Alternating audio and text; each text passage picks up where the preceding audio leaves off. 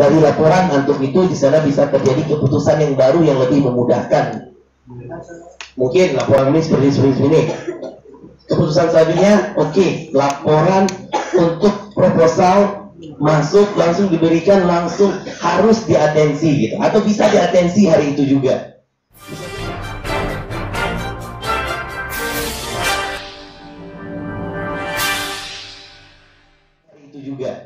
Bisa jadi kan seperti itu keputusan untuk memecahkan masalah antum dalam kepanitiaan. Itu makanya laporan itu wajib ya. Tapi sampai sekarang ini di pengasuhan belum ada laporan tahun ini yang masuk. Ya, laporan Sigor baru. Itu pun sebelum apa ini? Sebelum LBK ini masuknya. Dan satu lagi ya, laporan itu ya harus kapan waktu terakhir membuat laporan? Seminggu setelah acara. Kenapa harus seminggu setelah acara? Ketika ada sesuatu masalah dan lain biar lebih cepat evaluasi, atau dari keuangannya ada masalah biar lebih cepat dievaluasi dan diselesaikan. Jadi itu makanya laporan itu waktunya maksimal 1 minggu setelah acara. Soalnya pemimpin itu bangun lebih cepat, tidur lebih lambat. Jam 9 masih on fire, berarti insya Allah semangatnya bisa sampai malam ya. Apa tadi slogan OPPM? Kayaknya slogan yang diberikan usaha Hafiz terakhir itu bisa untuk jadi slogan OPPM yang visioner ini. Apa? Tidak akan berhenti sebelum sampai. Tidak akan mengeluh sebelum berpeluh. OPPM adalah pengabdianku. Itu bisa sebagai misalnya siapapun yang jadi OPPM bagi rakyat itu bisa jadi slogan OPPM untuk tahun ini. Misalnya gini, misalnya ketika antum dilantik dari PPM, ketuanya bilang, siapa kita? OPPM, misalnya kan? Oke. Oke, silakan. Ketika Ustaz bilang siapa kita, jawab OPPM dan semuanya. Siapa kita? OPPM. Slogan kita?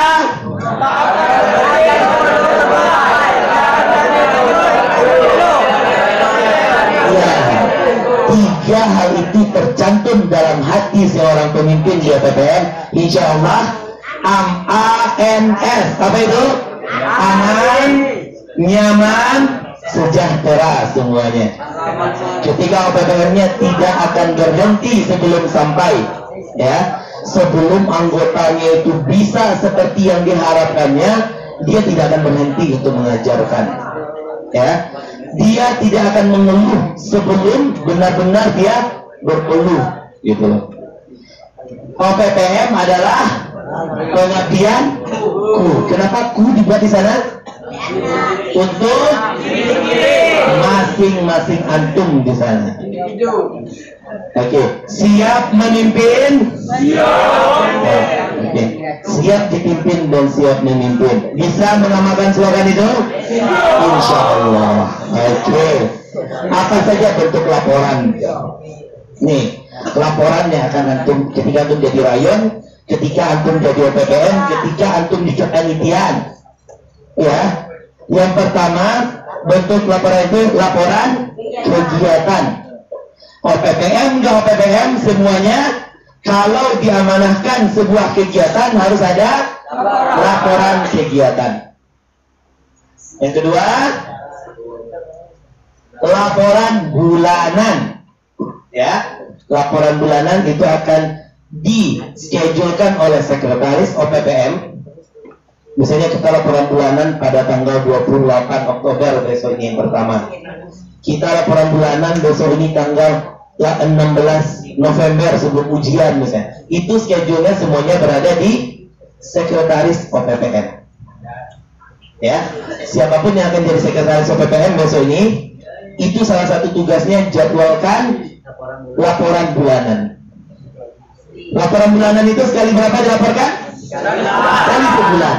Jadi jangan sampai nanti sekretaris OPPM laporan bulanannya Oktober, Desember, Februari, Mei, nah itu nggak per bulan, itu per 2 bulan. Kalau bulanan itu 1 bulan 1 kali laporan. Oke, yang ketiga laporan keuangan. Oke, laporan keuangan ini tidak harus bendahara saja. Oke, bendahara PPM saja mau laporan, tidak. Ya, seluruh yang menerima uang atau dana harus ada laporan keuangan. Oh, bagian keamanan ternyata bikin proposal turun dananya, harus ada laporan keuangannya? Harus. Ternyata Mudadir Patangkala bikin proposal juga turun juga dananya, harus bikin laporan keuangan? Harus. Ya, kemana uang itu dipakaikan, apa saja semuanya, apa kwitansinya, seluruhnya di laporan keuangan. Terakhir, Ustaz ini laporan pertanggungjawaban. Setahun lagi ini, ya. Besoknya antum masih mendengarkan baru. Ada nggak di OPPM sekarang itu dibacanya seluruh laporan pertanggungjawaban itu apa saja yang ada dalamnya? Berarti selama antum dalam organisasi OPPM, selama antum di pondok, ada 4 laporan yang wajib antum ketahui. Bagaimana cara membuatnya dan lain-lainnya. Pertama, laporan kegiatan. Yang kedua, laporan bulanan. Yang ketiga, laporan keuangan. Yang keempat, laporan pertanggungjawaban. Laporan kegiatan. Nah, ada yang tahu kenapa kita membuat laporan kegiatan dari setelah selesai melakukan kegiatan itu sebagai bukti kegiatan itu dilakukan. Oke, apa saja isi laporan kegiatan? Oke, ketika itu bikin laporan kegiatan, apa saja isinya? Ya, apa saja isinya itu harus diperhatikan. Judul namanya, bukan kop ya. Selama ini kita bikin, oh itu kop laporan, tidak, itu adalah judul. Laporan apa yang itu bikin? Kalau nggak ada judul, tahu orang? Enggak, harus ada judulnya. Laporan ini, laporan kegiatan LPJ, laporan ini harus ada judulnya di atas. Kalau untuk di depan itu sampulnya, covernya, dan harus ada judul. Yang kedua, setelah judul ada pendahuluan atau latar belakang kegiatan. Pendahuluan itu bisa jadi dibuat pendahuluan, ada juga orang buat di laporannya latar belakang, sama saja dia tuh. Ya, di dalam pendahuluan itu latar belakang juga yang dibuat. Apa sih latar belakang kegiatan ini harus dilakukan? Gitu loh. Itu harus disampaikan dalam laporan itu, kita melakukan kegiatan ini, judulnya ini nih, tahu orang kegiatan apa. Setelah itu dibaca orang ke bawah sedikit, tahu orang alasan kita mengadakan sebuah kegiatan. Gitu. Selanjutnya dibaca lagi ada nama kegiatan. Apa kegiatannya? Iya, LPG atau dan lain-lain. Setelah nama, tema ini bisa jadi dibuat atau tidak. Misalnya, kalau LPG ada temanya, tidak. Tetapi besoknya ada memeriahkan HUT RI, bisa jadi ada temanya. Apa tema tahun sekarang? Apa? 77 Indonesia Merdeka, apa temanya? Pulih lebih cepat, bangkit lebih kuat. Itu adalah tema kegiatannya, ya. Atau misalnya untuk mengadakan besok ini dari bagian kesenian festival budaya, ya. Ada temanya? Ada temanya di sana. Tapi kalau untuk LPJ dan lain itu ada temanya itu. Ya, selanjutnya tujuan kegiatan. Tujuan siapa belakang itu? Jafar, anak soleh. Jafar, anak soleh. Gimana? Anak soleh. Oke, kalau anak soleh sendiri itu anak soleh. Oke, ada tujuan kegiatan. Apa tujuan kita melakukan sebuah kegiatan itu? Dia hampir sama dengan proposal, tetapi nanti di akhirnya agak berbeda sedikit. Serta tujuan saya ini Ada waktu dan tempat. Ini bisa jadi sama dengan yang dibuat di proposal, bisa jadi berbeda. Misalnya kemarin nih panitia LPJ buatnya LDK itu diadakan dari tanggal 28 Agustus sampai 1 September. Tapi karena satu dan lain hal, jadinya 1 sampai 4 September. Yang mana yang dibuat sesuai proposal atau sesuai yang terjadi? Sesuai yang terjadi. Misalnya di proposal dibuatnya hanya di aula saja di pondok. Ternyata kita di sini LDK-nya. Di laporan dituliskan di torang di sini, bukan di aula pondok. Berarti ada sedikit perbedaan. Karena laporan itu sesuai dengan yang terjadi. Selanjutnya ada peserta kegiatan. Kalau kegiatan itu tidak dilaporkan pesertanya, siapa orang yang tahu? Siapa saja yang ikut? Misalnya LDK ini dilakukan untuk kelas 1 misalnya, bisa diterima laporannya? Nggak bisa. Di proposal saja mungkin nggak bisa dia. Ya, laporan itu harus logis dia, harus jelas. Kalau yang LDK itu bisa jadi sebelum orang itu mengemban amanah atau bagaimana. Untuk kelas 1 tuh belum lagi. Oke, selanjutnya struktur kepanitiaan. Siapa saja yang bertanggung jawab untuk pembuatan kegiatan tersebut, harus ada struktur kepanitiaannya. Lanjut, ada hasil kegiatan. Ya, di situ tuh dibuatkan apa saja hasil-hasilnya. Selanjutnya ada keuangan. Keuangan selanjutnya masuk kegiatan ada panjang. Surat menyurat. Surat apa saja yang masuk, surat apa saja yang keluar ketika itu menjadi panitia. Biasanya surat masuk itu seperti SK, surat keluarnya itu surat undangan, surat mohon kesediaan, surat apa lagi?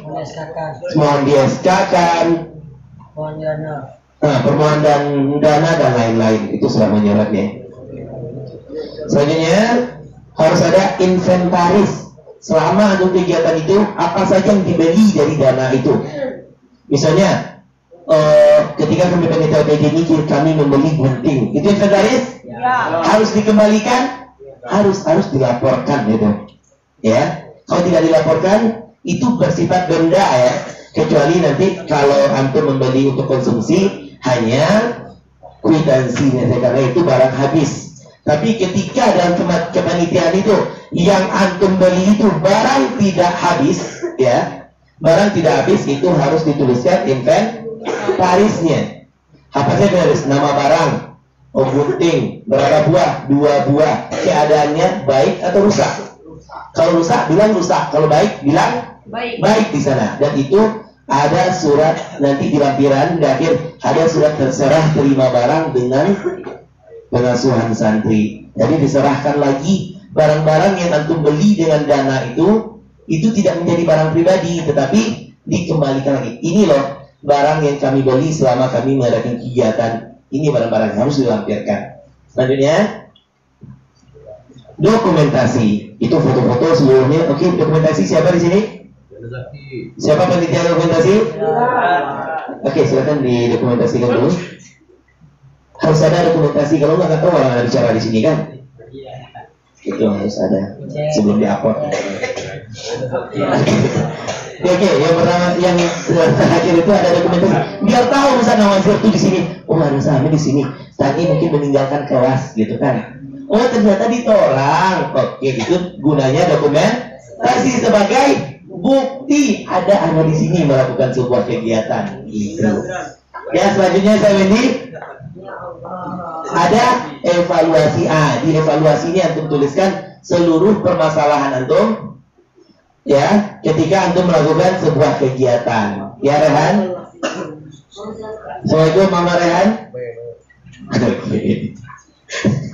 Oke, dalam evaluasi ini antum tuliskan di situ, oh ini kendala-kendala kami selama dalam kepanitiaan. Biar itu akan menjadi bahan evaluasi untuk kepanitiaan selanjutnya. Selanjutnya saya ini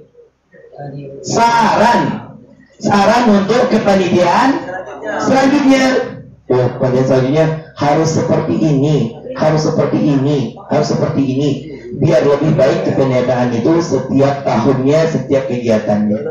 Harus ada sarannya. Selanjutnya penutup. Nah, alhamdulillah terlebih semuanya. Di bawah penutup ada penanggalan. Kapan laporan itu dibuat? Misalnya pasien 22 September 2022, dan selanjutnya terakhir ada tanda tangan. Kalau nggak ada tanda tangan, nggak tahu orang siapa yang buat, gitu. Terakhir satu lagi, lampiran. Ya, itu ada lampiran yang semua yang di surat menyurat semuanya harus dilampirkan seluruhnya. Nggak ada setelah panitia usai, tidak ada lagi sesuatu di dalam kematian itu, harus dilaporkan seluruhnya. Oke, ada pertanyaan dengan laporan kegiatan? Tidak, nanti kita coba lihat contohnya nanti. Oke, lanjut saya. Ada laporan bulanan. Lanjut. Apa saja isi laporan bulanan? Ya, akan menjadi OPPM, yang akan jadi mobil biasanya harus ada laporan bulanan. Yang pertama isinya adalah pasti judul. Laporan bulanan sekretaris OPPM, laporan bulanan ketua OPPM, laporan bulanan bagian keamanan. Oke, yang akan jadi ketua saya bocorkan di sini ya. Setiap laporan ketua yang membuat sekretaris. Oke, jadi ketua aja mikir-mikir, jangan lupa laporan lagi. Ustaz, tinggal udah laporan mana? Ya itu buat laporan ketua juga. Ya, jadi ketua nggak ada pusing-pusing. Yang penting ketua tuh seluruhnya ayomi seluruhnya. Tinggal nanya-nanya aja. Ini udah, ini udah, ini udah. Oh iya, bagian keamanan udah ininya. Ini udah. Oh iya, sekretaris laporan sana gimana? Oh iya, ini gimana? Cuma itu aja. Ketua tuh orang paling senang hidupnya di OPPM ya. Cuk, ini aja. Laporan ada yang buatin, ya. Untuk ada anak bermasalah dan keamanan, ini udah masalah anak ini dia benar. Ternyata ada mendengar anak-anak berbahasa Indonesia, konfirmasi ke bagian bahasa. Bagaimana mufradat anak-anak, bagaimana mahkamahnya, bagaimana seperti ini. Kenapa masih ada anak berbahasa Indonesia? Oh, ketua lihat anak-anak malas-malas pramuka, tinggal panggil bagian pramuka sini. Nah, ini kenapa ini? Tinggal konfirmasi aja, itu ketua itu paling mudah ya. Tapi nggak ada yang berani jadi ketua. Lihat dari angket antum nggak ada yang berani jadi ketua. Kalau antum tahu enaknya jadi ketua gitu, jadi ketua seluruhnya. Ya, tinggal ini. Tapi seluruh tanggung jawab ada di ketua, gitu. Ya, baik tidaknya jalan organisasi ada di ketua. Wajah OPPM itu di ketua. Jadi ketuanya siapa? Berarti ya seperti itu OPPM. Ketuanya Hafiz 30 juz. Berarti insya Allah OPPM-nya baik. Ya, oke. Setelah judul program terlaksana. Misalnya di bulan September ini apa saja laporan, apa saja kegiatan atau program antum yang terlaksana sebulan bulan September itu antum laporkan setiap bulannya. Dan juga ada program tidak terlaksana, yang tidak terlaksana juga antum laporkan. Rencana program bulan selanjutnya. Berarti ketika laporan bulan September, apa yang terlaksana, apa yang tidak terlaksana, dan apa program masuk di bulan Oktober itu yang membuat. Dan selanjutnya surat menyurat kalau ada. Kalau ada surat masuk laporkan, kalau tidak nggak ada, itu poinnya. Selanjutnya keuangan kalau ada. Seandainya cair proposal itu bulan ini berarti ada laporan keuangan. Tapi ternyata tidak ada uang masuk atau uang beredar selama itu, berarti nggak ada laporan keuangannya. Dan juga prestasi, misalnya di bulan pramuka ada prestasi anggotanya bulan ini, itu juga dilaporkan di laporan bulanan. Tapi bulan ini antum aja semuanya, nggak ada yang tidak ada prestasi, ini semuanya berarti tidak ada poin prestasi. Selanjutnya sama dengan yang lain, Nah, data pelanggaran santri. Kalau bagian kesehatan, apa di sana? Data santri yang sakit. Bukan data pelanggaran, karena di Bakes itu nggak ada pelanggaran. Karena di Bakes semuanya hanya pelayanan. Jadi yang menjadi Bakes nggak ada pelanggaran di sana. Ya, yang ada itu data santri sakit, gitu. Tapi kalau di bagian keamanan, laporkan siapa saja anggota yang melanggar pada bulan itu. Itu harus ada catatannya. Selanjutnya, penanggalan sama seperti sebelumnya. Tanda tangan siapa yang membuatnya, oke. Dan tidak ada lampiran. Ya, surat menyurat itu disimpan saja, nggak usah dilaporkan bersama laporan bulanan. Simpan saja. Oke. Laporan keuangan. Apa saja isi laporan keuangan? Satu pasti jujur, iya itu. Ada pemasukan. Pemasukannya berisi sumber dana. Dari mana dana yang didapatkan itu? Dari OPPM. Dari ini dikasih orang. Bisa jadi kan? Nah, itu harus ada laporannya. Dari mana uang masuk yang didapatkan? Oke.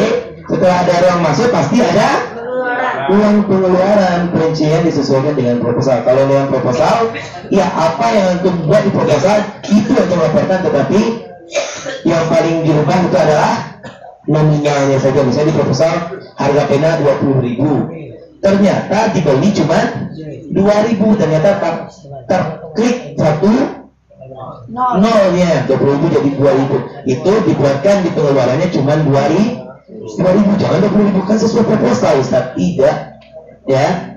Tetap langkahnya sesuai proposal, tetapi isinya sesuai yang terjadi. Setelah ada pemasukan dan pengeluaran, pasti ada silpa, bukan silva ya, silpa.